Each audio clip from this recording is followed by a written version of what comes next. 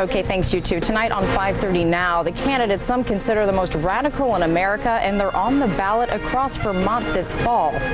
Republican Brian Doobie promises to create jobs if elected governor this fall. So did Democrats. But a tiny coalition of candidates running for state office think what Vermont really needs to get its economy going is a divorce from the rest of the United States. News Channel 5's Stuart Ledbetter joins us from our Vermont newsroom with a profile tonight. Good evening, Stuart. Hey, Heather. Well, perhaps you've heard about the movement called the Second Vermont Republic, been around a few years now. Well, this year they have quietly recruited at least 10 candidates to run for different offices. They're mostly independents, a group that includes a radio station owner, a computer sales consultant, a former restaurateur, and a student. After classes in environmental science at the University of Vermont, James Merriam is hoping for the chance to change his state.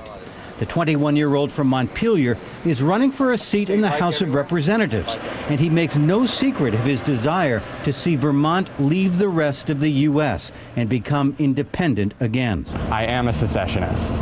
That is a tool that if the states don't have the right to leave a contract, why even have states? Thomas Naylor, a retired Duke economics professor, started the movement in 2003.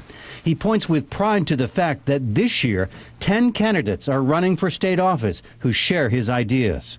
It is a pretty significant event. I mean, I think you would be unable to find that many candidates running as open secessionists in any state since the Civil War, let alone tiny left-wing Vermont.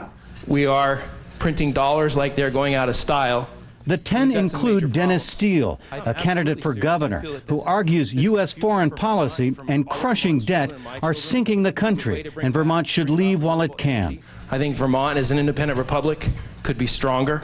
The Huffington Post this week called Steele the most radical anti-war candidate in America, who leads what it called Vermont's Green Tea Party movement. We are depicted in the national media as tree-hugging, Volvo-driving, granola-eating, left-leaning, pot-smoking people who go to fish concerts and listen to Bernie Sanders rant against corporate America. But the reality is, in the recent election, the Democratic primary, there was not one candidate standing up to the American empire. They say there's an anti-incumbent feeling. Vermont Democrats don't seem too worried. We're taking every election seriously. We really do expect it and are going to work very hard to return the majorities that we have to the legislature. And in November, we'll see how well we do. But Merriam is hopeful he can knock off one of two incumbents in his Washington County House district and get things rolling. If I win this, wow, it would make my life to some extent. Several secessionists are running for the state Senate this fall as well. Naylor says it would be, in his words, just incredible if any one of them did well this November. We'll see. Heather?